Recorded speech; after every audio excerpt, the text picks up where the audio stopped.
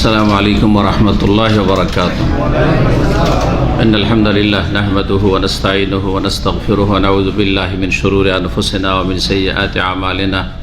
من يهده الله فلا مضل له ومن يضلل فلا هادي له وأشهد أن لا إله إلا الله وحده لا شريك له وأشهد أن محمدا عبده ورسوله صلى الله تعالى عليه وعلى آله وصحبه وسلم تسليما كثيرا.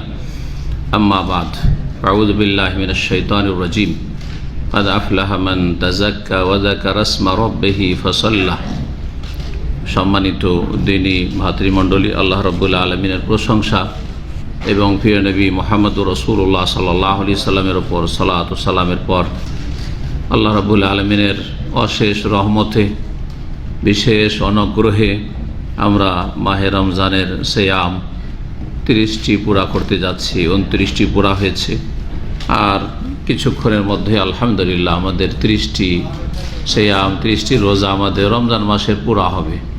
যারা রেখেছেন, রাখতে পেরেছেন সুস্থতার সাথে, ইমানের সাথে, বলেন আলহামদুলিল্লাহ। যারা অসুস্থতার কারণে অথবা সফর, বিভিন্ন শরীয়তের যেসব অজুহাত রয়েছে বৈধ, সেসব কারণ রাখতে পারেননি, আল্লাহ রাব্বুল আলামিন তাদেরকে যেন রাখার তৌফিক দান করেন এবং তাদের অসুবিধাগুলি যেন আল্লাহ দূর করে দেন। আর যারা বিনা কারণে অবহেলা করে, গাফিলতি করে, শরীয়তে অনুমতি নেই, তারপরেও সিয়াম রাখেননি, রোজা রাখেননি, আল্লাহ তাদেরকে হেদায়েত দান করেন।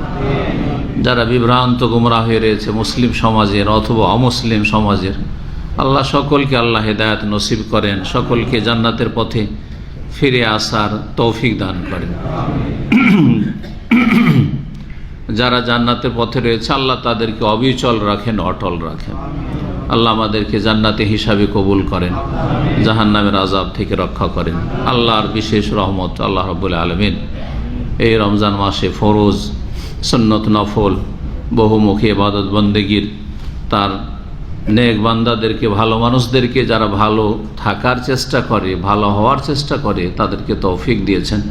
আল্লাহ যতটুকু তৌফিক দিয়েছেন আল্লাহ যেন কবুল করেন, বলেন আমিন। আর যেটুকু ভুল ভ্রান্তি হয়েছে আল্লাহ যেন আমাদের মাফ করে দেন এবং আমাদের নিজের জীবনের প্রতিটি ক্ষেত্রে সংশোধন করার, ভুল ত্রুটি থেকে মুক্ত থাকার তৌফিক আল্লাহ যেন দান করেন। আজকে অল্প সময়ের ভিতরে আলোচনা করব একটি গুরুত্বপূর্ণ বিষয়, তা হচ্ছে ঈদ সম্পর্কীয় 10টি সুন্নাত। 10টি সুন্নাত সংক্ষেপে আলোচনা করব। বিস্তারিত দলিলগুলি নাও বলতে পারি কারণ সময় অল্প রয়েছে। আর তারপরে দু একটি প্রশ্নের উত্তর দেব, বাইরে থেকে এসে আছে গুরুত্বপূর্ণ কিছু প্রশ্ন, সময় হলে ইনশাআল্লাহ উত্তর দেব। আর আপনাদের যদি প্রশ্ন থাকে তো ইনশাআল্লাহ উত্তর দেওয়ার চেষ্টা করব। আল্লাহ যেন তৌফিক দান করেন।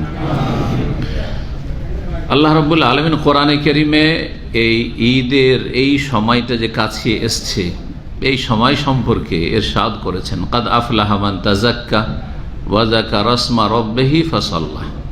এই আয়াতগুলি কিছু কিছু মুফাসসিরিনগণ বলেছেন বা তাফসীরকাররা বলেছেন যে এই সময়গুলির ক্ষেত্রে নাযিল হয়েছে, অর্থাৎ ঈদের বিষয়ে, ঈদের সাথে সম্পর্কিত যে সব কাজগুলি রয়েছে, যেমন ফিতরা, যেমন ঈদের সালাত, তারপর আল্লাহ রাব্বুল আলামিনের বড়ত্ব, মহত্ব বয়ান করে ইত্যাদি।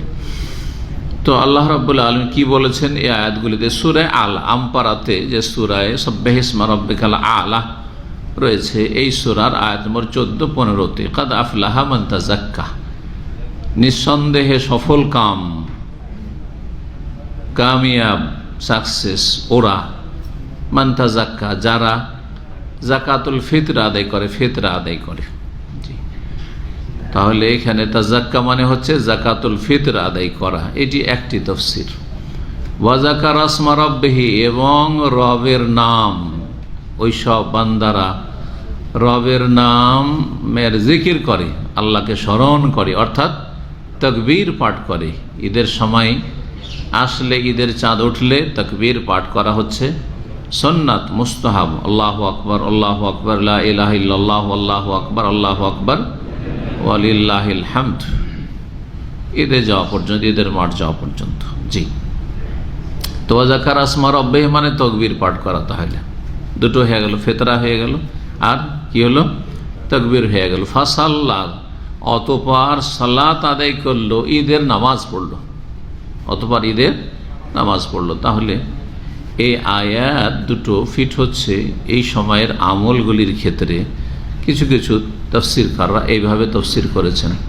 আর একটি তাফসীর হচ্ছে ব্যাপক অর্থে, অর্থাৎ সব কিছুকে সামিল। কাদাফুল আহমদ তাজাক্কা, তাজাক্কা মানে হচ্ছে নিজেকে পবিত্র করা, তাজকিয়া। সফল কাম ওরা যারা নিজেদেরকে পাক পবিত্র করলো। কি থেকে? পাপ থেকে, অন্যায় থেকে, পাপের যে কামনা বাসনা রয়েছে, মনের খারাপ চাহিদা রয়েছে, মানুষের কুপ্রবৃত্তির অনুসরণ যেটাকে বলা হয়, সেটা থেকে নিজের অন্তরকে, কলবকে, আত্মাকে, নিজের অঙ্গ প্রত্যঙ্গকে, সব কিছুকে, নিজের জবানকে, সব কিছুকে কি করলো? তাজাক্কা, পাক পবিত্র করলো। যারা পাপ থেকে নিজেকে পাক পবিত্র করলো তারা হচ্ছে সফল, আল্লাহ বলছেন। আম হয়ে গেল। তাহলে শুধু জাকাতুল ফিতরের সাথে থাকলো। জাকাতুল ফিতরের মাধ্যমে মানুষ পাক হয়। কি পাক হয়? যে রোজায় ত্রুটিগুলি হয়েছে সেগুলো থেকে পাক পবিত্র হয়, মুক্ত হয়। দান খেরাত করলে মানুষের মন পাক পবিত্র হয়, কৃপণতা থেকে উদারতা আসে মানুষের মধ্যে, মানুষ পাপ থেকে মুক্ত হয়। এগুলো হচ্ছে পাক হওয়া। তাজাক্কা মানে আত্মার পরিশুদ্ধি যারা করলো, নিজের আত্মাকে পাক করলো, পবিত্র করলো ভালো আমলের মাধ্যমে, এবং পাপ থেকে বেঁচে থাকার মাধ্যমে, পাপের রাস্তা থেকে ফিরিয়ে এসে তওবা করার মাধ্যমে। ওয়াজাকার আসমা রব্বিহি, এবং তার রবের নাম বেশি বেশি স্মরণ করলো, রবের নাম স্মরণ করলো। আল্লাহর জিকির আজকাল সবসময় করতে হয়, সবসময়, কখনো ফরজ কখনো নফল। ফরজ যখন ফরজ কাজ, যেমন সালাত হচ্ছে জিকির, নামাজ হচ্ছে জিকির। যখন ফরজ নামাজের টাইম তখন ফরজ জিকির আল্লাহ, আর যখন ফরজ জিকির নেই তখন হচ্ছে নফল, সুন্নাত, মুস্তাহাব, যে কোনো সময় আল্লাহর জিকির করা হচ্ছে মুস্তাহাব। সব সময় আল্লাহর জিকির আজকার, চলতে ফিরতে, উঠতে বসতে, দাঁড়িয়ে বসে শুয়ে, সবসময় আল্লাযীনা ইয়াযকুরুনা আল্লাহ কিয়ামান ওয়া কুউদান ওয়া আলা জুনুবিহিম, দাঁড়িয়ে শুয়ে বসে সবসময় আল্লাহর জিকির আজকার করে। তো ওয়াজাকার আসমা রব্বিহি, আম, যে কোনো সময়ের জিকির আজকার। ফাসাল্লা, এবং কি করলো?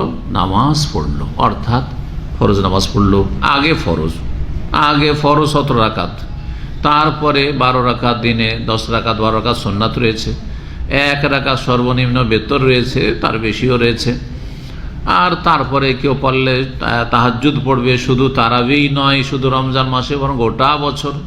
যারা মুমিন, নেক বান্দা, ভালো মানুষ, তারা সারা বছর এই সংখ্যাটা আদায় করবে। শুধু রমজান মাসে তারাবি একবারে টু জেড, একদিনও তারাবি মিস হয়নি, তারাবির তকবির, পয়লা তকবিরও ছুটেনি, একটুও দেরি হয়নি, ব্যাস যথেষ্ট। না, সারা বছর করবেন, সারা বছর তাহাজ্জুদ পড়বেন। জি, তাহাজ্জুদেরও সংখ্যা এটাই। তাহাজ্জুদের সংখ্যা হচ্ছে 11 রাকাত, 8 3 11, না হয় 10 পড়া, 2 2 2 করে 10 পড়ে 1 11। আর কখনো কখনো 13 পড়েছেন, আবার কখনো 9 7ও পড়েছেন, কিন্তু অধিকাংশ সময় নবী সাল্লাল্লাহু আলাইহি ওয়াসাল্লাম তাহাজ্জুদ কত পড়েছেন? 11 রাকাত পড়েছেন। একজন মুমিন বান্দা, তার ইবাদত বন্দেগী এই রমজানের সাথে সীমিত নয়, গোটা বছর ওই একই। এই যে গোটা রমজান আপনারা তো সবাই তারাবি পড়লেন, সারা বিশ্বের সমস্ত মুসলিমরা প্রায় সব তারাবি পড়ল, কিন্তু না, একজন খাঁটি বান্দা, মুমিন বান্দা, যে আল্লাহর সাথে তার সম্পর্ককে মজবুত রাখতে চায় এবং সারা বছর মজবুত রাখতে চায়, সব সময়ের জন্য। হ্যাঁ, চিন্তা করেন, আপনি কফিলের সাথে কি চান যে শুধু রমজান মাসে ভালো সম্পর্ক থাক? সবসময় ভালো সম্পর্ক থাক, যতদিন এখানে আছি সবসময় ভালো সম্পর্ক থাক। তো আপনার রবের সাথে তো এখানে থাকলো আপনার রব, বাংলাদেশেও থাকলো আপনার রব, দুনিয়া পশ্চিমে পূর্বে যেখানে যাবেন সেই রব, আল্লাহ সেখানে, সব জায়গায় আল্লাহ মালিক, আপনার আমার মালিক আল্লাহ। সুতরাং রবের সাথে যদি সম্পর্ক স্থায়ী রাখতে হয় তাহলে নফল সুন্নতগুলি সারা বছরই করার চেষ্টা করতে হবে। আল্লাহ যেন সকলকে তৌফিক দান করেন। কিন্তু ফরজে কোনো রকম কমতি করা যাবে না।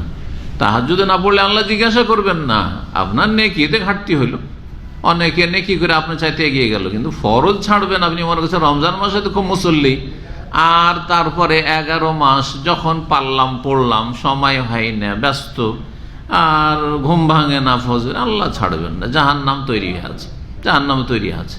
নিজেকে রেডি রাখেন, যদি আল্লাহর ফরজ আদায় না করতে পারো তো নিজেকে রেডি রাখেন জাহান্নামে যাওয়ার জন্য। যদি রেডি থাকেন তো ভালো কথা, আর যদি জাহান্নামের আগুন বরদাস্ত না করতে পারেন তো এখন থেকে ব্যবস্থা নেন। এটা হচ্ছে জ্ঞানীর পরিচয়, এটা হচ্ছে জ্ঞানী মানুষের পরিচয়। আল্লাহ যেন তৌফিক দান করেন। তো আয়াত আর লম্বা না করে, কথা লম্বা হয়ে যাচ্ছে, 10টি সুন্নত সংক্ষেপে বলি। এর উপরে প্রায় বছরে আলোচনাগুলি হয় একটু কম বেশি করে, কারণ এগুলির প্রয়োজন, স্মরণ করাবার প্রতি বছর প্রয়োজন।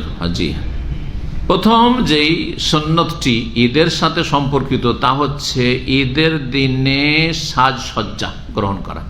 ঈদের দিন সাজা, বড়রা হোক ছোটরা হোক, নর হোক নারী হোক, ঈদের দিনে যেটা ভালো কাপড় সেটা পরবেন। যদি না একবার নতুন কাপড় হইতে হবে, এটা একটা ভুল ধারণা যে ঈদ মানে আমার ছেলে মেয়েদের আর পুরুষরা কমই চায় আর প্রবাসীরা চায় না, অন্যের চাহিদাই শুধু পূরণ করতে থাকে। এই আপনারা যে আছেন প্রবাসীরা, না শুধু ওই অন্যের চাহিদা পূরণ করতে সারা জীবন চলে যাচ্ছে। যারা দেশে আছে ওদের চাহিদা মিটাইতে মিটাইতে সারা জীবনটা চলে গেল। নিজেরা কিছু করেন না, নিজের ঈদও বুঝতে পারেন না, হ্যাঁ, আর নিজের এমন কিছুই করেন না। কিন্তু মহিলাদের চাহিদা অনেক বেশি, ডিমান্ড বেশি। ঈদে একটা কিছু নতুন হইতেই হবে। ছেলে মেয়েদের চাহিদা বেশি, এত কিছু হইতেই হবে। ছেলে মেয়ের মায়ের চাহিদা বেশি, আর ছেলে মেয়েদেরকে তুমি নতুন কিছু দেবে না, না, এগুলো শরীয়ত নাই। নতুন কাপড় একবারে ঈদে তৈরি করতে হবে, এটা আবার শরীয়ত নাই, কিন্তু এটা বাড়াবাড়ি। তবে যেটা সবচাইতে ভালো কাপড় আছে ওইটা দিয়ে সাজবেন। হ্যাঁ, আর সাজার জন্য কাপড়ের সাথে আরও যা কিছু লাগে এগুলো ঠিক আছে, বোঝা গেছে না? ধরেন 2-4-5টা কাপড় আছে, ওর মধ্যে যেটা সবচেয়ে ভালো পরিষ্কার পরিচ্ছন্ন করে তারপরে পরবেন, এটা হচ্ছে সাজা। জি, নবী করিম সাল্লাল্লাহু আলাইহি ওয়াসাল্লাম ঈদের দিনে কি পরতেন? ইয়ালবাসু ইয়াউমাল ঈদ বুরদাতান হামরা, লাল একটি চাদর পরতেন। এই জুব্বা ছিল না, এই জুব্বা ছিল না, লাল চাদর।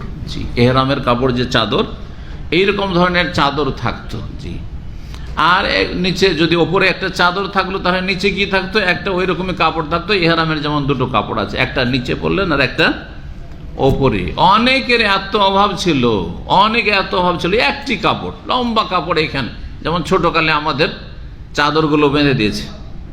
তখনকার যুগে কিন্তু জ্যাকেট, সোয়েটার এগুলোর নাম পর্যন্ত জানতো না আমরা ছোটকালে যখন মানুষ হয়েছি। কি ছিল? চাদর, তাও সুতির চাদর, কোথায় ওনের আর শাল, ওই সব নামই শুনতাম। হ্যাঁ, সুতির চাদর থাকতে এখানে বেঁধে দিল আর ছোট বাচ্চাদের, আর নিচে পর্যন্ত ঢেকে গেল। তো একটা কাপড়ে গোটা শরীর ঢেকে, তো ওই একটা কাপড়ে ঢেকেই জীবনযাপন করতেন সাহাবায়ে কেরামরা, অনেকেই, বরং অধিকাংশ। যে এই ছিল জীবন, তারপরও তাদের ইমানি জীবন ছিল। এই জন্য জান্নাতে তাদের জন্য সবচেয়ে উচ্চ স্থান রয়েছে। তো মানুষের দুনিয়ার এই নিয়ামতের ওপর নির্ভরশীল জান্নাত জাহান্নাম নয়। এই নিয়ামতকে আল্লাহর সন্তুষ্টির কাজে লাগিয়েছেন কিনা, নেকির কাজে লাগিয়েছেন কিনা, আল্লাহ যা দান করেছেন তাকে ভালো কাজে লাগিয়েছেন কিনা। আল্লাহ সুস্থতা দিয়েছেন, আল্লাহ জীবন দিয়েছেন, আল্লাহ রাব্বুল আলামিন টাকা পয়সা দিয়েছেন, জান্নাত ক্রয় করার চেষ্টা করেছেন কিনা, জাহান্নাম থেকে রক্ষা পাওয়ার চেষ্টা করেছেন। ইত্তাকুন নারা ওয়ালাউ বিশিক্কি তামরা, জাহান্নামের আগুন থেকে বাঁচার চেষ্টা করো যদি একটা খেজুর দিয়ে। অভাবী গরিব একটা রিয়ালও দিতে পারেন না, একটা খেজুর আছে ওইটা দিয়ে জাহান্নাম থেকে বাঁচো। আমার চাইতে গরিব আছে, ওর কাছে একটা খেজুর নেই ইফতার করার মতো। দেশে অনেকে আছে, আপনারা খেজুর ফেলে দিয়ে চলে যাচ্ছেন, ওখানে খেজুর পায় না যে সুন্নতি ইফতার করে, অনেকে আছে। সুতরাং যদি পারেন যে এখান থেকে গরিবের জন্য অগ্রিম খেজুর পাঠিয়ে দিলেন, ওইটা দিয়ে জাহান্নাম থেকে বাঁচেন। নবী সাল্লাল্লাহু আলাইহি ওয়াসাল্লাম বলছেন একটা খেজুর দিয়ে জাহান্নাম থেকে বাঁচার চেষ্টা করেন। বাস নিয়তটা থাকতে হবে যে আমি জাহান্নাম থেকে বাঁচতে চাই দান খেরাতের মাধ্যমে।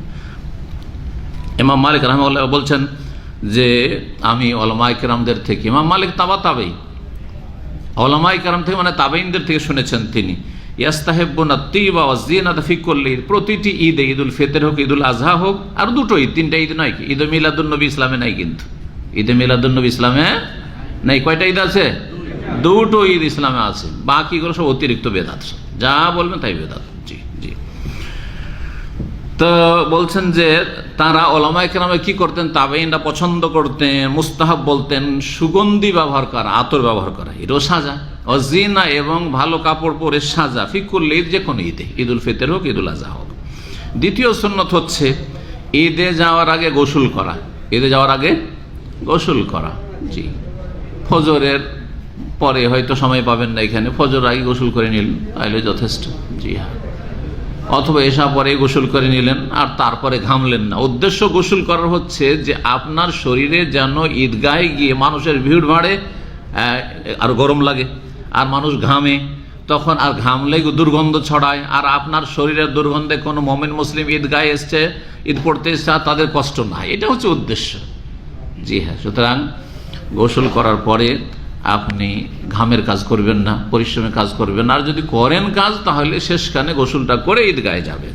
জি, এটি হচ্ছে সুন্নাত, যা হাদিস দ্বারা প্রমাণিত। আব্দুল্লাহ বিন উমর রাদিয়াল্লাহু আনহু বলছেন যে কানা ইয়াগতাসিলু ইয়াউমুল ফিতর, তিনি ঈদুল ফিতরের দিন গোসল করতেন কাবলা ইয়াগদু ইলাল মুসাল্লা, ঈদগাহে যাওয়ার আগে। এটা আব্দুল্লাহ বিন উমর আমল মুওয়াত্তা মালিকে রয়েছে, আল্লামা আলবানী সহিহ বলেছেন।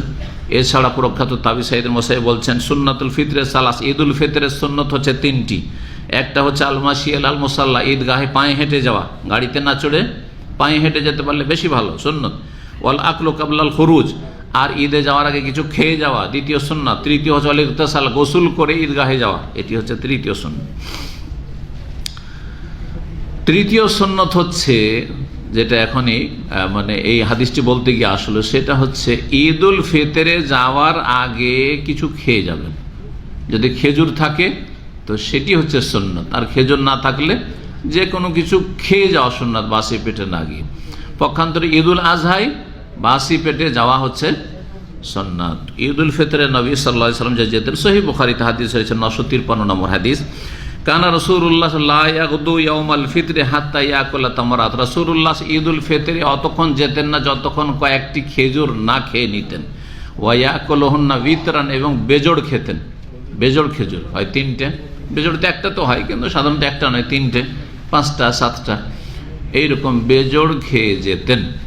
বেজোড় খাওয়াটা উত্তম, কিন্তু যদি খেজুর না থাকে তখন অন্য কিছু খাবেন। আমাদের দেশের মানুষরা খেজুর পেত না, এই জন্য মনে হয় ঈদের দিনে কিছু মিষ্টি মাস্টি তৈরি করার তরিকাটা আমাদের দেশে চালু আছে, তাই না?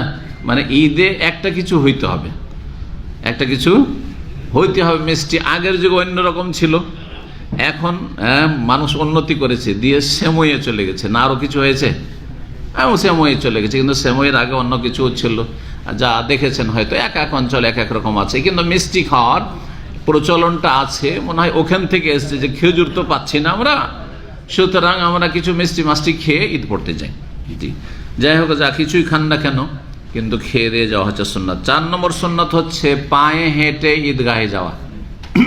পায়ে হেঁটে ঈদ পড়তে যাওয়া যদি সম্ভব হয়, কিন্তু পায়ের রাস্তা যদি না হয়, হেঁটে যেতে যেতে ঈদ শেষ হয়ে যাবে দূরে, অথবা হেঁটে যাওয়া সম্ভব না, 1-8 কিলোমিটার 2 কিলোমিটার ঠিক আছে হাঁটা যাবে, কিন্তু 5 কিলোমিটার 7 কিলোমিটার যদি হয় তাহলে গাড়িতে চড়বেন, কোনো অসুবিধা নেই, গাড়িতে চড়া জায়েজ যে কোনো বাহনে। কিন্তু যদি কেউ হেঁটে যায় তাহলে সেটি হচ্ছে সুন্নাত, উত্তম। ইবনে মাজাতে হাদিস রয়েছে, বলছেন যে কানা রাসূলুল্লাহ সাল্লাল্লাহু আলাইহি ওয়াসাল্লাম ইয়াখরুজু ইয়াউমাল ঈদে মাশিয়ান ইয়ারজিউ মাশিয়া, রাসূলুল্লাহ সাল্লাল্লাহু আলাইহি ওয়াসাল্লাম ঈদ পড়তে যেতেন হেঁটে, আর ফিরে আসতেন পায়ে হেঁটে। হেঁটে, উটের পিঠে চাপতেন না। জি, তো রাসূলুল্লাহ সাল্লাল্লাহু আলাইহি ওয়াসাল্লাম কোথায় ঈদ পড়তেন, কে বলতে পারে? বলেন, রাসূলুল্লাহ সাল্লাল্লাহু আলাইহি ওয়াসাল্লাম কোথায় ঈদ পড়তেন? আজকাল মদিনার লোকেরা কোথায় ঈদ পড়ে? হ্যাঁ, কেউ পড়েছেন ঈদ মদিনায় না পড়েননি? আছে কেউ? হ্যাঁ, কে বললো? মসজিদ নববী, মাশাআল্লাহ, মসজিদ নববীতে গোটা মদিনার লোকই প্রায় মসজিদ নববীতে ঈদ পড়ে। ঠিক, মক্কার লোকেরা কোথায় পড়ে? মসজিদে হারামে পড়ে, তাই না? এখনকার প্রচলন। কিন্তু নবী সাল্লাল্লাহু আলাইহি ওয়াসাল্লাম 10টা বছর কাটিয়েছেন শেষ জীবনের, হিজরতের পরে, সেটা কোথায়? মদিনায়। মসজিদে নববীতে ঈদ পড়েছেন না মসজিদের বাইরে মাঠে পড়েছেন? হ্যাঁ, কোথায়? মাঠে পড়েছেন। ওই মাঠটা কোথায় ছিল কে বলতে পারে? 10 কিলোমিটার। 10 কিলোমিটার তো জুলহলেফা পার হয়ে চলে যেতে হবে। তখনকার মদিনায় 1-1.5 কিলোমিটার নিয়েছিল। এখন যে মসজিদ নবী যতটা চত্বর আছে অতটাই মদিনা শহর ছিল। আমরা 35 বছর হয়ে যাচ্ছে, প্রায় 33 বছর আগে, 34 বছর আগে মদিনা যখন প্রথম আসি, তখন মদিনায় যে কিং ফাহাদ গেট আর এদিক সেদিক যে গেটের বাইরে যেগুলোতে নামাজ হচ্ছে, সেইগুলো যাতে একবারে চিপা বাড়িঘর ছিল, আর পুরনো ভাঙাচোরা বাড়িঘর ছিল। যেমন এই দওয়াসের গলিতে গলিতে যদি ঢুকেন, এখানে ঢুকে দেখবেন একদম পুরনো বাড়ি, বাস করতে ভয় লাগছে কখন ভেঙে পড়ে, ওই রকম বাড়িঘর দেখেছি আমরা। এ তো আলহামদুলিল্লাহ সম্প্রসারণ হয়েছে, আর তারপরে এত সুন্দর করে তৈরি করা হয়েছে, খোলা করা হয়েছে। জি, তো কি বলছিলাম? নবী সাল্লাল্লাহু আলাইহি সাল্লামের ঈদগাহ কোথায় ছিল কেউ জানেন না? মাশাআল্লাহ, আছে কেউ জান্নাওয়ালা? নবী সাল্লাল্লাহু আলাইহি সাল্লাম ঈদ কোথায় পড়তেন? মদিনায়। যে বলতে পারবে ওর জন্য প্রাইজ রয়েছে। মসজিদ নবীর মাঠে? কোথাও মাঠ ছিল না মসজিদ নবী, ছোট্ট একটা মসজিদ নবী ছিল তখন। হ্যাঁ, মসজিদ নবীতে বাবুস সালাম দিয়ে বেরিয়ে যান, আর যেতে যেতে চলে যান ধরেন আধা কিলোমিটার, বেশি না, 500 মিটার। 500 মিটার তো এইটাই হয়ে যাবে যে চত্বরটা আছে, তাই না? ওইটা পার হয়ে গেলেই বাবুস সালাম দিয়ে বেরিয়ে যেতে হবে, কিন্তু যা চলতে থাকেন। সামনে দেখবেন যে দুটো মসজিদ আছে, একটা মসজিদের নাম মসজিদে গামামা, আর একটা মসজিদ আছে তার নাম হচ্ছে মসজিদ আলী রাদিয়াল্লাহু আনহু। ওই মসজিদে গামামা যেই জায়গা আছে যে মসজিদ, ওটাই ছিল ঈদগাহ সেই যুগে, 1400 বছর আগে ওটা ছিল কি ঈদগাহ, অর্থাৎ মসজিদ নবী থেকে 500 মিটার বা 600 মিটার দূরে ঈদগাহ ছিল। ওইখানে মাঠে গিয়ে খোলা জায়গায় নবী সাল্লাল্লাহু আলাইহি ওয়াসাল্লাম ঈদ পড়েছেন, হেঁটে গেছেন আর হেঁটে এসছেন। আর বাসা কোথায়? বাসা হচ্ছে মসজিদ নবীর সাথে লাগা, নবী সাল্লাল্লাহু আলাইহি ওয়াসাল্লামের 9 বিবির 9টা বাসা। এই যে মহিলা সেকশন যেদিকে আছে, যেদিকে মা আয়েশা রাদিয়াল্লাহু আনহা কক্ষ, যেখানে নবী সাল্লাল্লাহু আলাইহি ওয়াসাল্লামের কবর আছে, সেটা ছিল এক স্ত্রীর। তো এখানে বাস করতেন, ওখান থেকে হেঁটে গেছেন, পায়ে হেঁটে। তো ঈদগাহ তখন এটা ছিল। জি, 5 নম্বর সুন্নাত হচ্ছে যে ঈদগাহে যাওয়া আসায় রাস্তা বদল করবেন। রাস্তা কি করবেন? একই রাস্তায় গেলেন, ওই রাস্তা দিয়ে ফিরে আসলেন, এটা করবেন না। বিভিন্ন হেকমত আছে, ওলামারা বলেছেন। তার মধ্যে একটি হেকমত হচ্ছে যে এই রাস্তা আপনার জন্য কিয়ামতের দিন আপনার পক্ষে সাক্ষী দিবে যে আল্লাহ আমার ওপর দিয়ে হেঁটে ঈদ পড়তে গেছে। আর এক রাস্তা সাক্ষী দেবে যে আল্লাহ আমার ওপর দিয়ে হেঁটে ঈদ পড়ে এসছে। এই যে সাক্ষী, জমিন আমাদের পক্ষে অথবা বিপক্ষে সাক্ষী দিবে। কিন্তু কোরআন হাদিস প্রমাণ করে যে যেখানে আমরা বসবাস করি, চলাফেরা করি, সেই জায়গার সমস্ত কিছু, জমিন, গাছপালা, পাথর আমাদের পক্ষে অথবা বিপক্ষে। বিপক্ষে কখন দেবে? যেন পাপ করেছেন। যেই জমিনে কেউ ব্যভিচার করেছে, বিপক্ষে সাক্ষী। যেই জমিনে খুন করেছে, সাক্ষী দেবে। যেই জমিনে মদ খেয়েছে, যেই জমিনে ফজর ছেড়ে শুয়ে থেকেছে, বিপক্ষে সাক্ষী দেবে।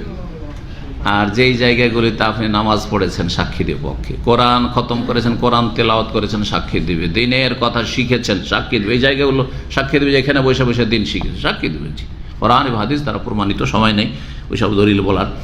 কিন্তু আমাদের প্রত্যেকটি বস্তু আমাদের শরীরেরও সাক্ষী দেবে, আর শরীরের বাইরে যা কিছু আছে তাও আমাদের পক্ষে অথবা বিপক্ষে সাক্ষী দেবে। হাত পা, এই জন্য অঙ্গ প্রত্যঙ্গ, চোখ, নাক, মুখ সব কিছু সাক্ষী দেবে। কিন্তু জি, কোরআনে আছে। রাস্তা বদলাইতে হবে। রাস্তা বদলানোর আরেকটি হেকমত হচ্ছে, কি হতে পারে? বিভিন্ন এলাকার লোকদের সাথে ঈদ হচ্ছে একটা মিলন, হ্যাঁ, মিলন মেলা। তো এই একটা মিলনের সুযোগ।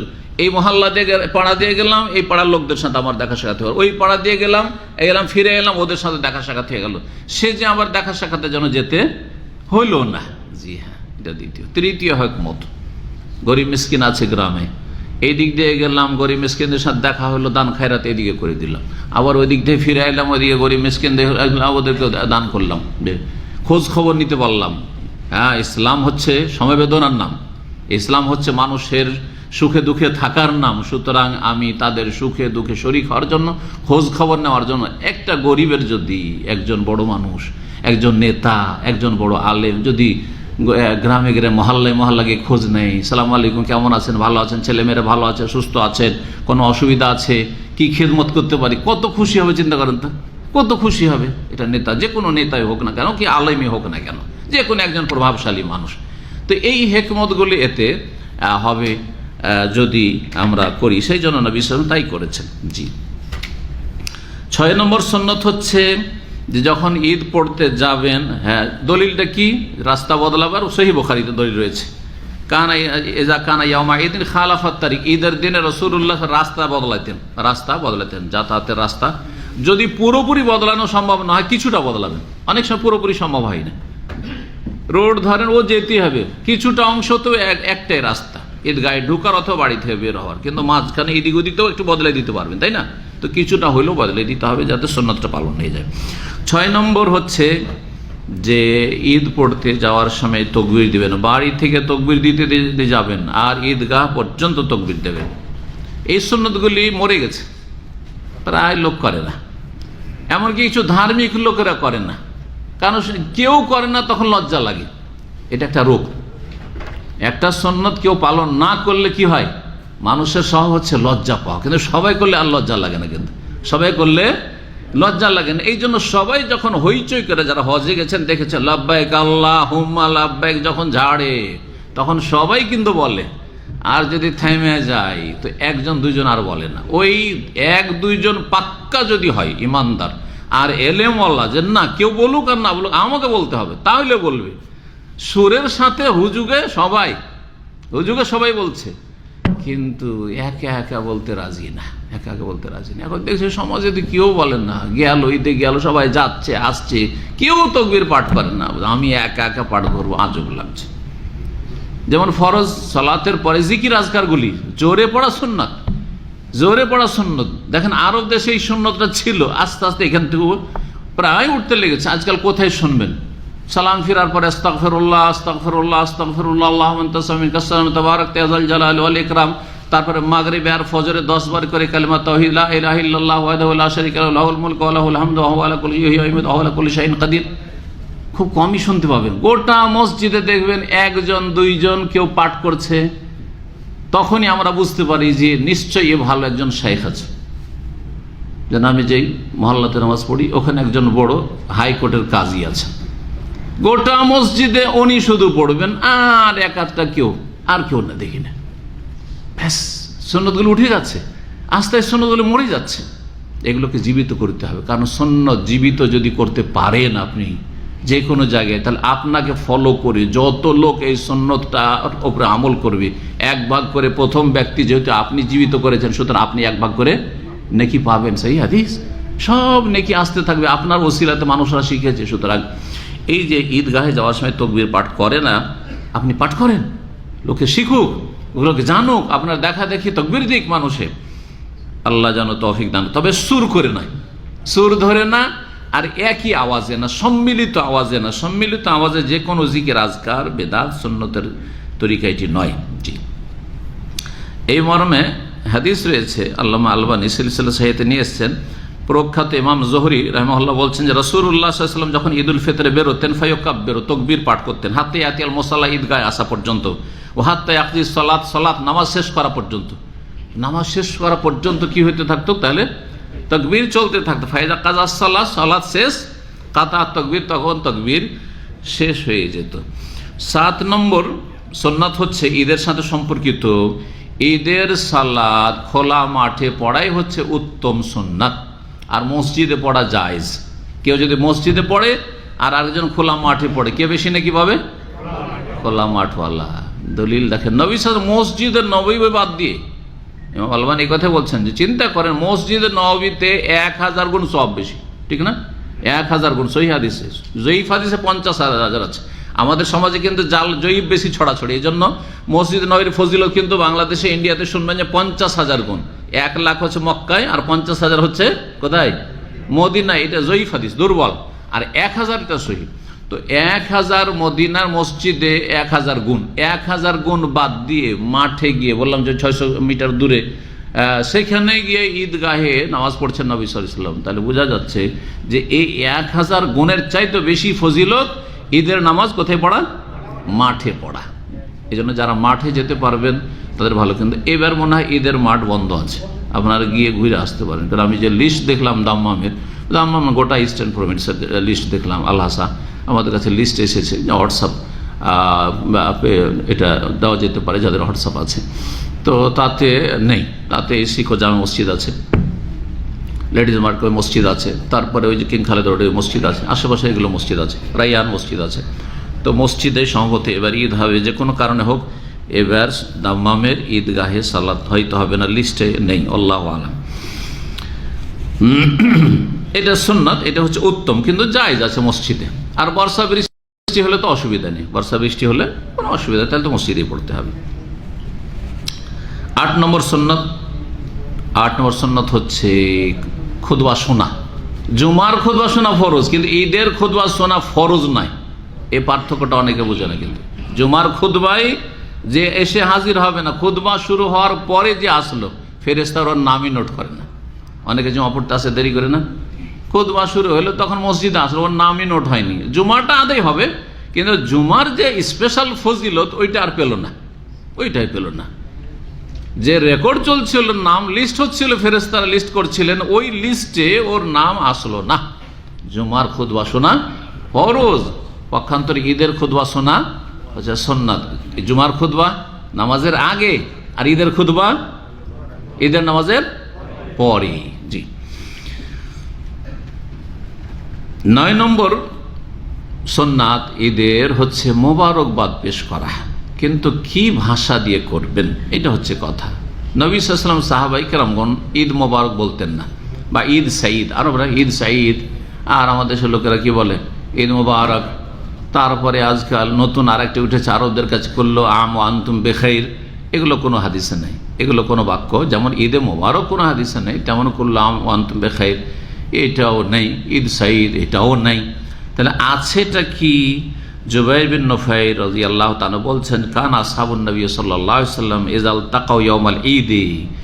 নবী সাল্লাল্লাহু আলাইহি ওয়াসাল্লামের সাহাবায়ে কেরামগণ যখন পরস্পর মিলিত হইতো, কেউ কারো সাথে দেখা সাক্ষাৎ করতো ঈদের দিনে দেখা সাক্ষাৎ হইলো, তো ইয়াকুলু বাযুহু লিবায, একজন অপরজনকে মোবারকবাদ দিতেন এই বলে, তাকাব্বালাল্লাহু মিন্না ওয়া মিনকুম, তাকাব্বালাল্লাহু মিন্না ওয়া মিনকুম, মানে আল্লাহ আমাদের আপনাদের কবুল করুন। তাকাব্বালাল্লাহু মিন্না ওয়া মিনকা এক বচন আছে, মিনকুম বহু বচন। আল্লাহ আমাদের এবং আপনার কি করেন, যেন কবুল করেন। কি কবুল করেন? যা কিছু করেছি ফরজ নফল, হ্যাঁ 5 ওয়াক্ত ফরজ, তারপরে নামাজ, তারপরে আপনার রোজা, সিয়াম, তারপরে কিয়াম, তারাবি, আর লাইলাতুল কাদার, আরও যেসব যতগুলি ইবাদত বন্দেগী আল্লাহ যেন কবুল, আমাদের ঈদের সালাত, আমাদের ফিতরা, আল্লাহ যেন কবুল। তাকাব্বালাল্লাহু মিন্না ওয়া মিনকুম, তাকাব্বালাল্লাহু মিন্না মিনকুম বা মিনকুম। আল্লামা আলবানী হাদিসটিকে সহিহ বলেছেন, ইমাম হাফিজ হাজার হাসান বলেছেন, তামামুল মিন্না একটি কিতাব রয়েছে আল্লামা আলবানী, তাতে তিনি হাদিসটিকে সহিহ বলেছেন। মোবারকবাদ পেশ করা এটি হচ্ছে উত্তম, তবে ঈদ মোবারক বলা যাবে কি না? একদল বলছেন না, ঈদ মোবারক হাদিসে আসেনি তো বলা যাবে না, শক্ত ফতোয়া।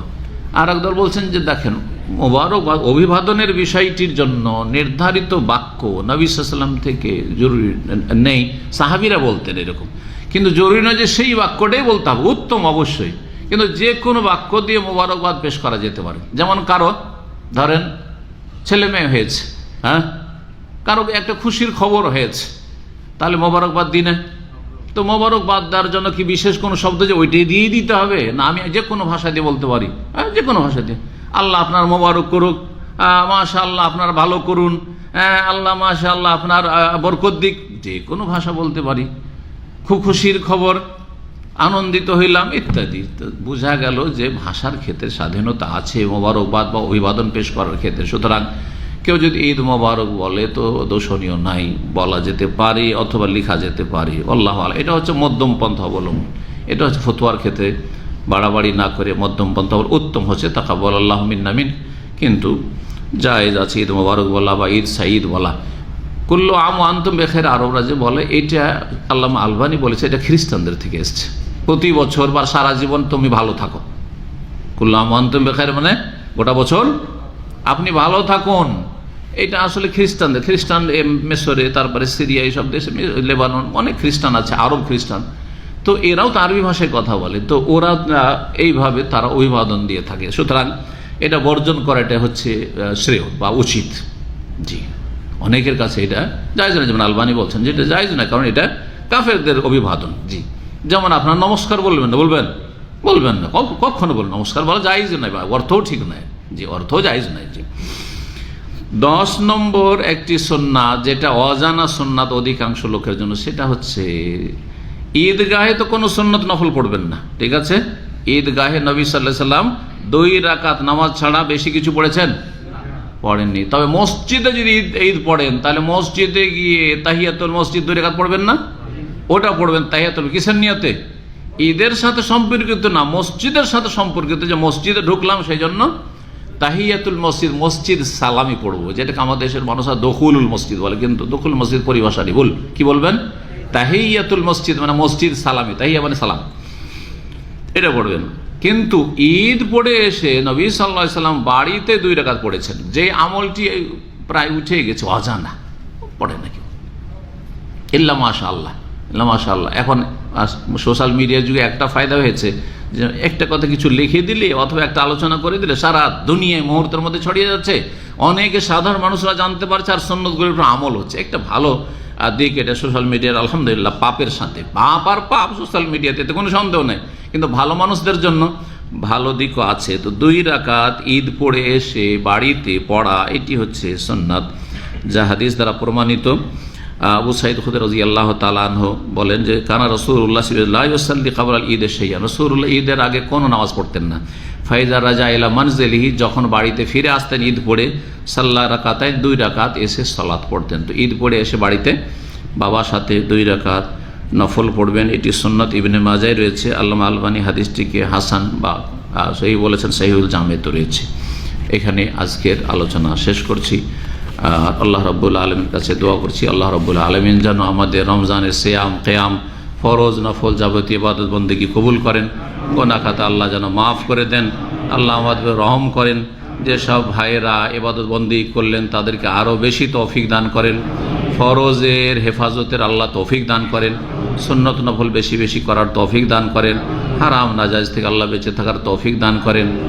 আর যারা ঘাটতি করেছে, ত্রুটি করেছে, এখনও সময় আছে, আল্লাহ তাদেরকে তওবা করার তৌফিক দান করেন, হেদায়েত দান করেন, এবং সকল মুমিন মুসলিমকে আল্লাহ হেদায়েতের পথে নিয়ে আসেন, এবং সকল মানুষকে আল্লাহ রাব্বুল আলামিন যেন জান্নাতের পথ দেখার এবং জান্নাতের পথে চলার তৌফিক দান করেন। ওয়া সাল্লাল্লাহু ওয়া সাল্লাম আলা নবিয়িনা মুহাম্মদ ওয়া আলা আলিহি ওয়া সাহবিহি আজমাইন।